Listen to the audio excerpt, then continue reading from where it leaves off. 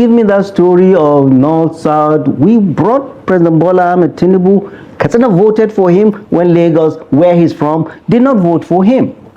And it is our right to change whoever we want to vote for. Welcome back, everyone. My people, there is fire on the mountain. Like Tinubu is not going to go back to ASOROCK come 2027. According to the Northerners, they are the ones that made Tinubu president in 2023. And as it is now, they will never going to vote for Tinubu again come 2027. That all this abrakata about Tinubu is doing with all these PDP governors that are dumping PDP, joining APC, that Tinubu is just playing. That without the Northerners, there's no way Tinubu will become the president of Nigeria. So right now, they are trying everything possible so that the power will go back to the North. Like, these people are so greedy when it comes to power. Even though that they want to take power from Tinubu, can they find another person from the South to make the person president? Why are they trying to take power again back to North after Buhari 80 years? Like, these people are so greedy, honestly. Even though that we are not enjoying this Tinubu government, can someone from the South take over from Tinubu? Why is the Northerners fighting in order to bring power again back to the North? This is greediness, right? But anyway, let me allow you guys to watch what Professor Osman Yusuf said in this particular video. This is really serious, my people. I mean, you've obviously made the correlation between this case that you're dealing with and the administration's quote-unquote intolerance for dissent. Absolutely. Will that take the wind out of your sail in terms of how critical you are of the administration? No. Being critical is a right. I will continue to do that. And I said this is a continuation of my fight against corruption in the NHIS. Because some of those that were they were pivotal in this fight at that time, they are still important in this government. So this is a continuation of that fight. I will fight it. Okay, let's talk about the administration. We are close to the 2-year mark, the halfway line of a first. You talk about, let's revisit that expression you used earlier. Deeply unpopular, deceitful, tribalistic, non-inclusive, divisive, recklessly run government, self-serving, propaganda-fueled, corruption-ridden, hardship-inflicting, state-capturing administration. I mean, let's take them line by line. You talk about tribalistic. Recently, the administration has responded with some data that shows that the North still has significantly more federal appointments than any other region. So is it safe to say then that some of these allegations of tribalism or nepotism are unfounded based on available data? Right. The thing is, they should stop insulting us. Constitution. It's violating the Constitution. The Constitution is very clear. Appointment must represent the plurality of this country. There are over 300 ethnic groups in this country. President Bola Ahmed Tinubu, every other appointment is a Yoruba person. And Yoruba from Lagos. He did not win Lagos. 5 out of his 8 million votes came from the North. That is 62% of his votes came from the North. By his appointment of singularly appointing Yoruba, over 80% of his appointments are Yorubas. He's violating the Constitution. It's safe to say that, you know, if we have to take his word for it, continuing where President Muhammadu Buhari stopped, that this is a continuation of what Nigeria has seen under the Buhari administration. And that is false, patently false. I want them to tell us where. President Muhammadu Buhari, if he doesn't know, let me tell him. If Nigeria doesn't know, 4 chief executives from Katsina he fired. 4. President Bola Ahmed Tinubu, all the Yorubas that have had infractions in, what's the name, that ministry, Better Edu's ministry, Humanitarian Affairs Ministry. Kept quiet. Look, we are not fools. Nigerians are watching. Nigeria, we are equal stakeholders. All 200 million Nigerians are equal stakeholders in this union called Nigeria. And everybody must be represented. That's why I say it's non-inclusive. If you have a non-inclusive government, if it is divisive, as they are trying to do, the Muslim ticket was nothing but a divisive government, divisive ticket to divide Muslims and Christians in the North. So I want anybody to come and refute what we are saying. And Senator Ndume brought out the facts. And what's name? One of the advisors came out and said, look, we are not stupid. We've been to many schools. You don't need to go to school to see this. Your government, if you're the president, not even the president, even if you're a local government chairman, you must include everybody. We are not stupid. So don't give us any facts that we are seeing the facts. You're saying the data is wrong? Is there? Whose data? I mean, the data that was released. I think From whom? The presidency is... No, presidency, they came out and apologized. It's wrong. Everybody is seeing it. Every second appointment is a Yoruba. Every second appointment And you don't is a think Yoruba. that there is an argument to be made that President Muhammadu Buhari started this? Well, what did he because start? his administration was also accused of being clannish. No, which clan? A majority of his appointments were from the north. Okay, the north is large. The north is large. Kaduna State alone has 53 languages. Go to Taraba. Go to Plateau. Go to Benue. The north, we know diversity. The southward doesn't know diversity. There's only one ethnic group. The north is huge, has multi-ethnic groups. How many people from Kazana were in the government? How many Fulanis? How many houses? Everybody thinks, oh, when you appoint a northerner, oh, it's a Hausa you're appointing. There are 1,000,001. There is no state of the 19 states in the north that has only one ethnic group. Even Sokoto and Katsina and Kano. None. They don't know Nigeria, they need to know Nigeria. And President Bola Ahmed Tinubu needs to listen to us that criticize him. It's not that we love him, but we love our country more.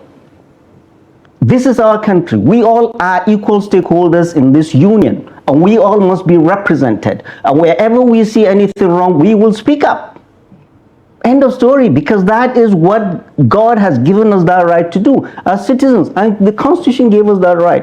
Mr. President, you're violating the Constitution by doing your Yoruba-centric government. End of story. So don't give us this data that mean nothing. All these ministers mean nothing. Truly doesn't. This was just a breakdown of what had happened under the Buhari administration. Obviously the ministerial, the cabinet, one of the largest that we've had recently, 9 of them were from the northwest, 7 apiece across 4 other geopolitical zones, and the southeast had 6. And other federal appointments, the northwest still had 94, 93 in the northeast, 102 from the north central, and then the rest across the southwest and in the southeast. You understand the divergent views that people are expressing. Whenever this accusation is leveled against Tinubu, they always say, well, what did Buhari do? He did the same, or something like that. No, Buhari didn't do that. He didn't. He did not do that. So don't. Do you think this is not a fair reflection of the same argument? No, look, if the Northwest, you cannot compare the Northwest with the Southwest. What is the population of the Northwest? For crying out loud.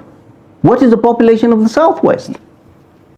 Is the Southwest representative of Nigeria, that every other appointment you give only to the Southwest?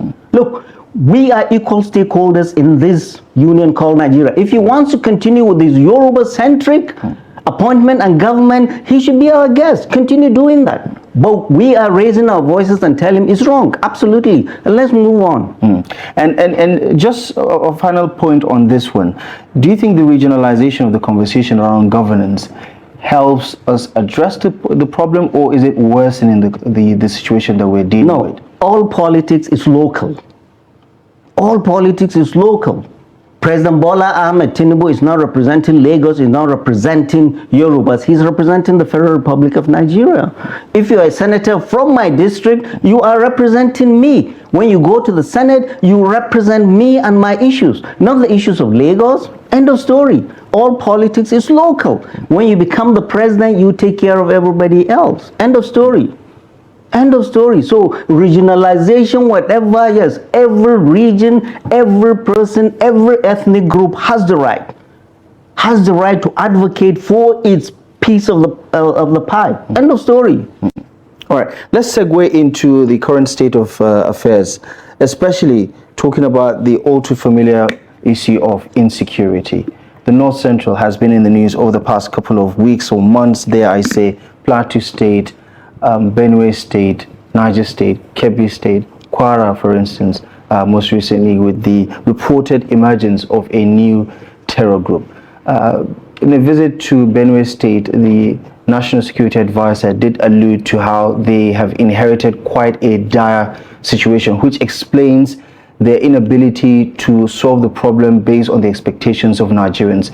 Do you think there is a need for Nigerians to manage their expectations when it comes to what the administration can do regarding security? Right, look, so there is a saying that leaders have forfeited the right to make any excuses. Emilocom, they all know that. They are the ones who say they can do it. Don't come and give us excuses. Oh, we inherited this, oh, you inherited. Who are you going to blame next? God, Jesus Christ, and Moses? Leaders have forfeited the right to make any excuses. Whatever situation you find yourself, find a way to navigate and do what is right during your time. Don't blame the last government, which they've been doing. Buhari has done his time. We have committed him to the judgment of history and God Almighty. Jonathan has done his too. Eradua is there with God Almighty. God will judge him. Now it is President Bola Ahmed Tinubu and all the lieutenants he gave. President Bola Ahmed Tinubu, if you notice, he is the first commander-in-chief in this country that's hands off on security. Only talks about the economy. He's outsourced the security to the security agencies and the NSA.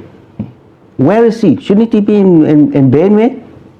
Shouldn't he be in Plateau?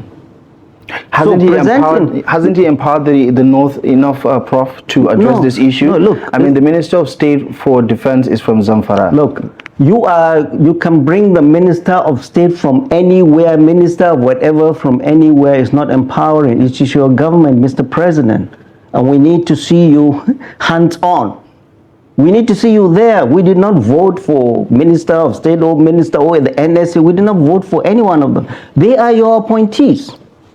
It is you that God Almighty and all of us will hold responsible. End of story.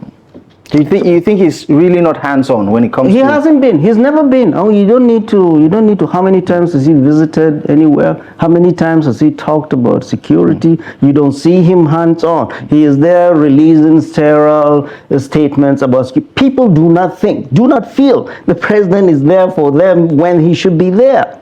You send in surrogates that go there and give you data. Oh, in the last year, we have cleared 90% of security. For goodness sake. If this is what they're telling him, then we're in serious trouble. What do you make of the current security challenges in the North Central? Because there's a lot of talk about land grabbing, this existential crisis that continues to inundate the polity, dividing people along ethno-religious lines. How concerned are you about these threats that we're dealing with? So I've over the last 6 years, I have immersed myself in security, mostly this banditry issue. And Shegumi, we went into the forest at the risk of our lives and met all of these guys. Some are killed, some are still alive. Why? Because this is our land, this is our people that are being killed. If we don't get involved and wait, the military or the government will take care of it, nobody will. We must get involved. That was why we went in. And this is one of the lessons I found of all the security challenges in this country. The problems are local. Solutions must be found locally. All the big plans from Abuja, without consulting locally, they have never worked and will never work. Gandhi said, whatever you do for me, without me, it's against me. Almost all the security challenges you see, they are not military problems. They are social problems. You expect the military to take care of the problems in Benue and the Plateau? You do? This is a social problem. Where are the elders? Where are the elders? If you can put the whole of the Nigerian army in those axes, they will not solve the problem if you do not take care of the fundamental problems in those communities. And it's not only in Benue, Plateau, Kaduna, Sokoto, Katsina, wherever. If people do not come in and take care of, and the chief of army staff said as much, and I could see his frustration. So this is not the military. The military cannot solve this problem. We need to be very careful. We are putting the military in situations to clean up after the mess of politicians. Most of the things they are doing is just police work. When we were young in school, you don't see the military all over the place. And that was a military regime.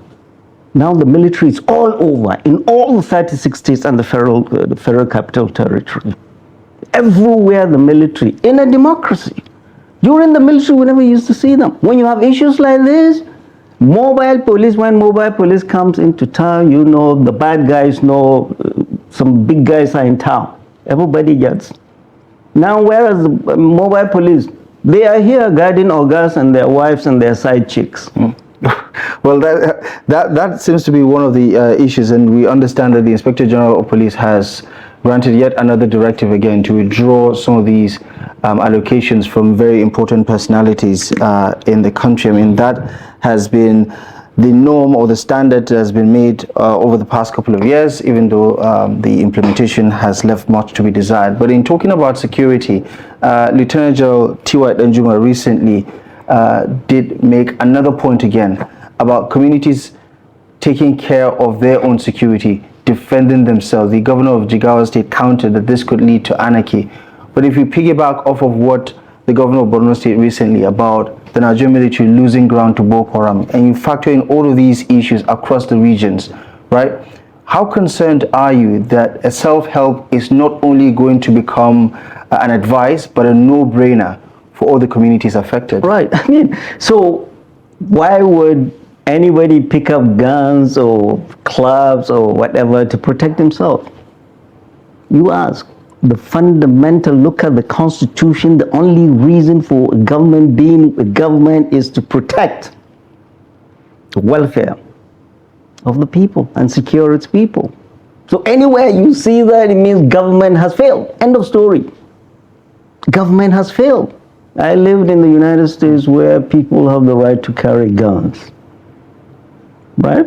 And an efficient army, efficient coast guard, efficient everywhere, people carry arms. Once ever so often, somebody just goes postal and spray people and die. But here what we are seeing, the lapses we are seeing, all the insecurity we are seeing, and the cries of people to protect themselves, to pick up arms and protect themselves, is because government has failed. Government needs to look at this and say, yes, we have failed. You can blame Buhari, you can blame Jonathan all you want, but it is not Buhari or Jonathan in the villa now. It is President Bola Ahmed Tinubu and the security. You know, the previous government, when the NSC used to come out and speak his big grammar, we're going to change the architectural, whatever. So we are still talking the same thing. We have not moved an inch. You're saying this is absolute failure? Absolute failure in any government where people are yearning to pick up guns and all that. General T.Y. Danjuma, what has he not done for this country? In his youth and his generation, they put up uniform and stitch this country back together. We're not going to allow them rest in their evening years. We have all these marauders, all these criminals pillaging the land all over. And we sit down and say, all is well, all is not well. Government has failed. The government says opposition figures like you are exploiting the situation to give a dog a bad name so that it will be hanged on election day. Is there a chance that there is some truth to that? That, you know, while the situation is quite dire, it is an oversimplification to say that any administration could have fixed this in less than 2 years. Right. Show us what you've done. Nobody is saying fix it, but show us what you have done. I have been in this fight longer than all these new appointees. To expose our lives to all these places, and all these new guys in Kwara, they say, Mahmudawa, they are new. No, they are not new. They were the Ansaru under their leader, Mahmuda, and they moved to that place, Mahmudawa. So they are not new. Just like, say, you know, Lakurawa, I knew. The Lakurawa have been there since 17. They are not new. So government has been asleep and letting this thing escalate. So, and I say, I'm a doctor. Without a diagnosis, you cannot write a prescription. All these governments, they do not have a diagnosis. They want to fight. This fight will go until kingdom come. Will go until kingdom come. The late Chief of Army Staff said it when I was saying that the troops are tired, soldiers are tired. So Boko Haram 16 years. This bandits for 11 years now. There is no military that can withstand this much elasticity. They're everywhere. How many are they? They are deployed all across the land. Fighting who? Not a foreign power. As they are trained to, fighting their own people. Soldiers are tired. Many are developing PTSD, post-traumatic stress disorder. Some are resorting to drugs. The Chief of Army Staff, late Chief of Army Staff said it. This is a cry for help from a commander to his political leaders. All is not well. Do something about it. All we are doing is just internal police. So the buck stops at the desk of the president, no matter how. No one else. And I don't want any of your surrogate coming and telling me anything differently. Okay, let's segue into some politics now. The coalition talks have been gaining some ground over the past few months. Over the period of the Ramadan fast, when you came out, you paid a visit to former Vice President Atiku Abubakar, broke fast together. You've been associating yourself with that cycle for quite some time now.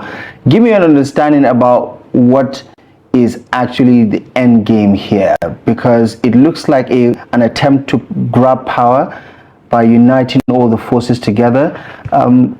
What do you think of your motivation? Because some people question the motivation of the coalition that is taking shape right now. Right, and I'm not part of the coalition. I came out, I went to see the Waziri Adama, Atiku Abubakar. He's an elder I respect.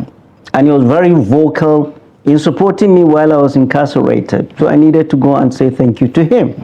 And also I went to see Dr. Hakim Baba Ahmed this weekend when he gave his daughter out in marriage. Dr. Hakim Baba Ahmed is also my elder brother, many brothers removed. And I went to thank him too for his support, even though he was in government. And also to strengthen him. He did the right thing, jumping this ship, and we're happy to have him back. The purpose of all of this government, President Bola Ahmed Tinubu's government, tyrannical government, must not be allowed to continue beyond 2027. We'll do it the legal way. Ballot of our people. That is why we are telling our people, your freedom lays in your hands. Your ballot paper. That is what is going to make you get your liberation. All this hunger they put you, all this difficulty, all this, for what? And I tell youth, wherever you go, don't let anyone deceive you with ethnicity or religion. Because you've tried the Muslim. It's the Muslim that has inflicted more pain to you than any other. We didn't have this pain when we had a Christian president. So all this ethnicity and religion, forget it. Look at a person or a party that will make your lives better. So President Bola Ahmed Tinubu, by the time 2027 rolls in, we have data to interrogate and present to our people. Is your life better today than it was before this government came? And this is how we're going to make your life better. Prof, some analysts have accused northern leaders like you of becoming politically entitled, to say that power is best served if it's under a northern leadership, and that is the only reason why Asiwaju Bola Ahmed Tinubu is facing this much pushback from the north, because the understanding is that power rotates from the north to the south. Reportedly, after 8 years. Whose understanding? Whose understanding? Is it there in the Constitution? And if anybody tells it's me like that, one of those unwritten rules. No, You just know that this is how it's supposed to be. Nigeria is a constitutional democracy, not a backdoor thing where they're smoking cigar and coming up with things. We are all equal stakeholders, and we have the Constitution to go by. And nobody in the South or the Southwest has the right to say the North is this. Hello, the North brought President Bola Ahmed Tinubu when his people in Lagos rejected him. We gave him 5 out of the 8 million votes. What did he get in the Southwest? 2-point-something million. In the Northwest, we gave him 50% of that 5-point-something. So we are the ones that brought him. So do not accuse the North for doing this, It is the North that brought President Bola Ahmed Tinubu. Lagos rejected him. Katsina, where I come from, voted for him. So don't give us the ethnic thing. And yes, it is the constitutional right of any citizen to go and vote for whoever he wants to vote for. So, Prof, you don't believe in power rotation? Power rotation to what? Show me. We are a constitutional democracy. I mean, you talk about inclusivity in your that's what inclusivity I mean, if it's only one region of the country gets to, because of its numerical strength, get to rule this country, don't you think that that's going to be problematic? What is democracy? Government of the people, by the people, and for the people. So who votes? The people. So you're going to Kano and Katsina and say, you must vote for this guy. Or you're going to Olu and say, you must vote for this guy. We do constitution. Nobody would have contested President Bola Ahmed Tinubu coming in 2027 if he's doing the right thing. Because these people you think are not inclusive are the people that brought him. Nobody would have contested his coming. The North voted for Jonathan. The North voted for Obasanjo, not with a gun to their head. So don't give me that story of North, South. We brought President Bola Ahmed Tinubu. Katsina voted for him when Lagos, where he's from, did not vote for him. And it is our right to change whoever we want to vote for. We're seeing the traffic go in two different directions. While the coalition is gaining some momentum on one hand, on the other hand, you see the APC gaining some sort of traction, especially in the political elite circle. You see some PDP governors pondering jumping the ship and join the APC. And obviously the disarray in the political, the main opposition political parties like the PDP and the Labour Party leaves much to be desired because of their internal wranglings. What do you make of the two situations? How the coalition is shaping up and the ground that APC is making, especially in the southern part of the country? Right. Let the APC make whatever grounds they want to. Let them go into the ocean, go across the Sahara. We have now.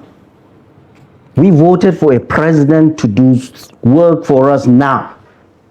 He's had an abysmal 2 years.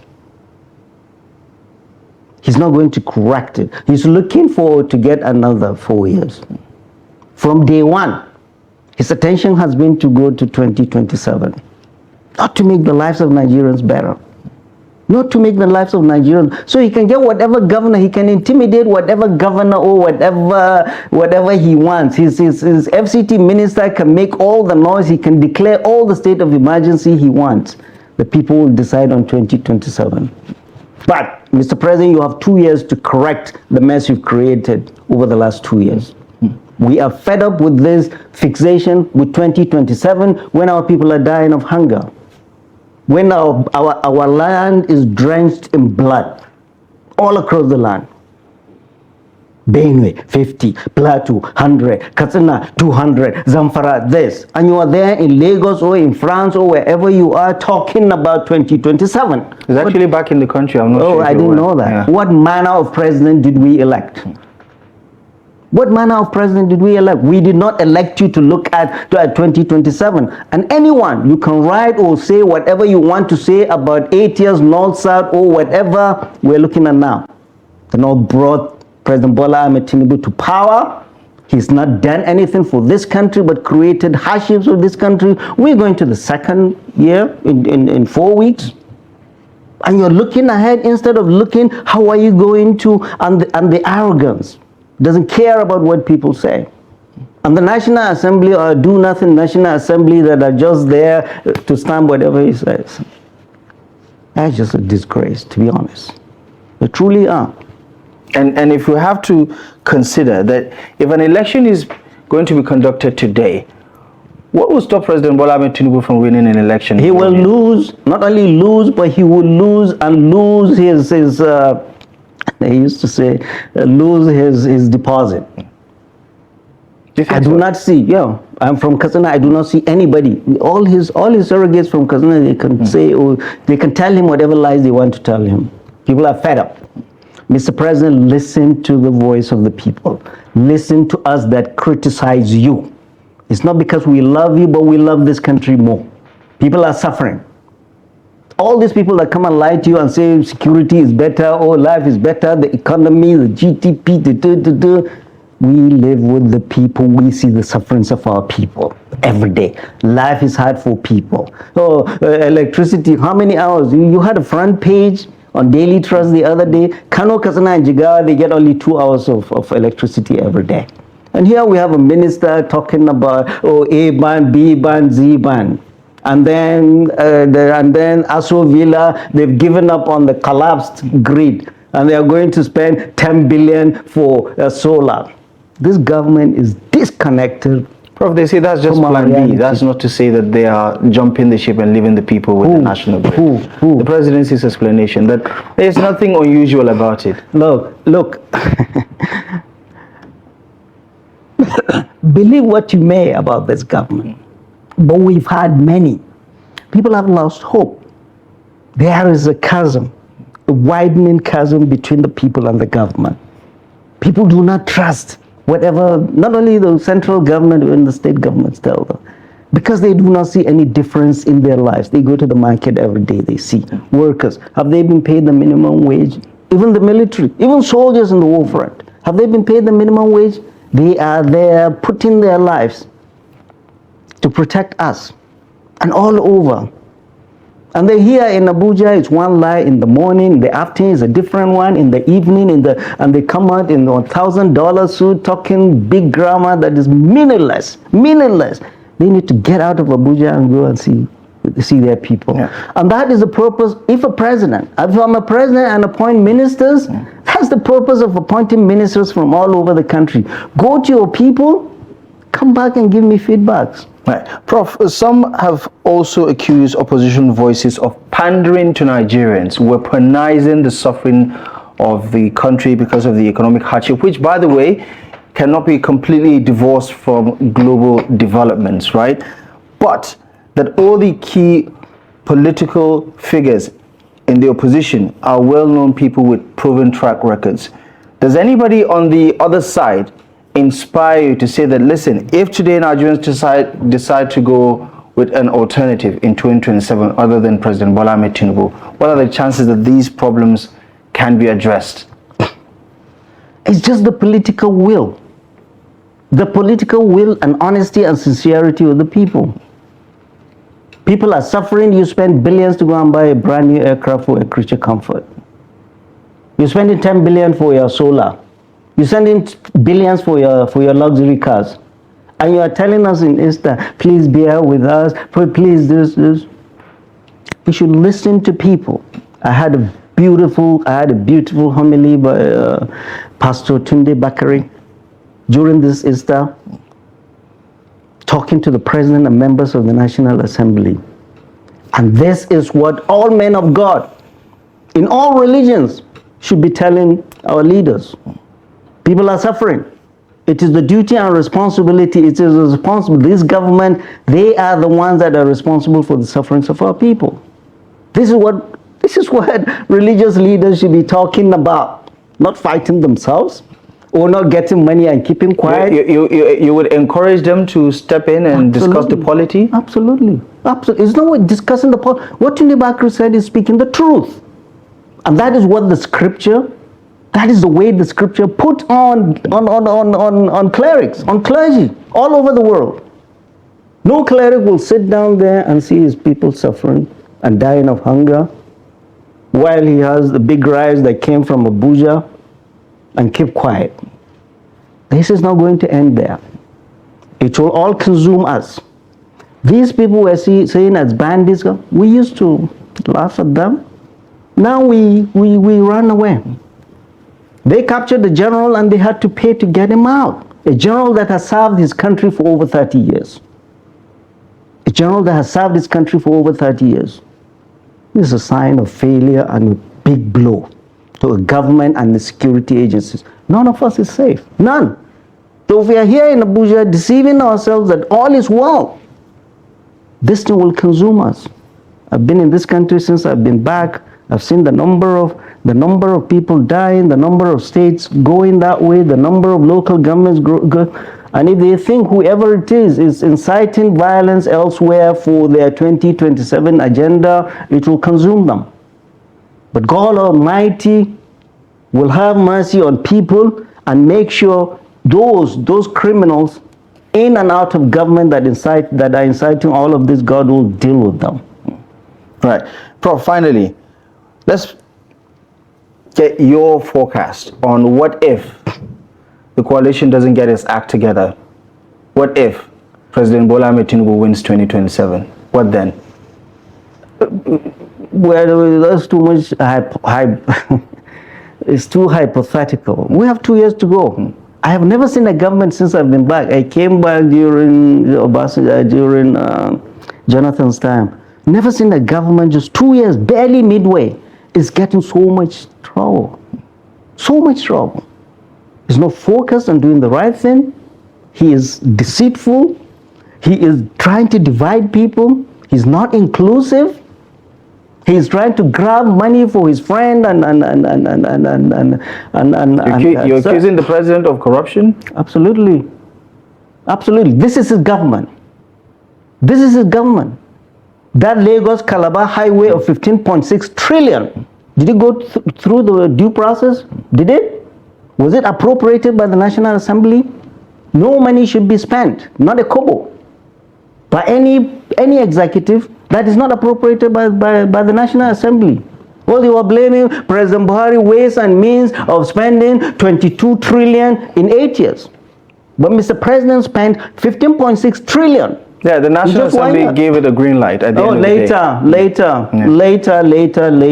Later. And one project, you spend that percentage of the national budget without going through due process. You are declaring state of emergencies everywhere. And we come to the National Assembly, oh, it's a voice vote. I mean, we are in serious trouble. These are the crop of people we have in the National Assembly that should be checking the president. And the judiciary is not doing its part. They're all together in cahoot. And we think all is going to be well. Mr. President, listen to us. Us that speak against your government, that tell you the fault of this government, we are the ones you should be listening to, not locking up. So my people, that is it. I hope you guys had everything Professor Osman Yusuf said here. The truth is that, like, most of Nigerians do not want Tinubu to go back to ASOROCK 2027. Like, what have even Tinubu achieved since these 2 years? Like, right now, they are not even after governance. Every one of them focus on 2027 election. But the truth here is that Northerners are so greedy. Even though that we don't want Tinubu to go back to ASOROCK 2027, we still have someone from the South that can take power from Tinubu, right? So why are they fighting to take power from Tinubu and take it back to the North? And right now, Atiku is still fighting to come out and then contest for presidential election 2027, knowing fully well that most of the crisis in PDP right now, I think Atiku contributed at least 60% of it, because after 8 years of Buhari, the power is supposed to go to South, right? So why did Atiku come out in 2023 to contest for presidential election? So whatever that is happening in PDP right now, Atiku contributed, right? So him coming out again to contest for 2027, does it really make sense? Can they support someone from the South, especially Peter Obi? Because with Peter Obi and the support from the North, there's no way they will not take power from Tinubu. If truly that they have interest of Nigerians at heart and they want to take power from Tinubu because of all these e-policies that landed us where we are today, the hardship, the killings and all that they genuinely love Nigerians, I think they need to support someone from the South, especially Peter Obi. So if they are trying to take power from Tinubu and take it back to North. I don't think that is going to work, right? Just as they always saying that without the North, no one will become the president of Nigeria. And without the South, no one will become the president of Nigeria, right? So my people, I don't know what you think. I would love you guys to leave your thoughts in the comment section, subscribe, give the video a thumbs up, and also leave your thoughts in the comment section. I will see you guys in my next update. Goodbye for now. Welcome to Shamras News TV.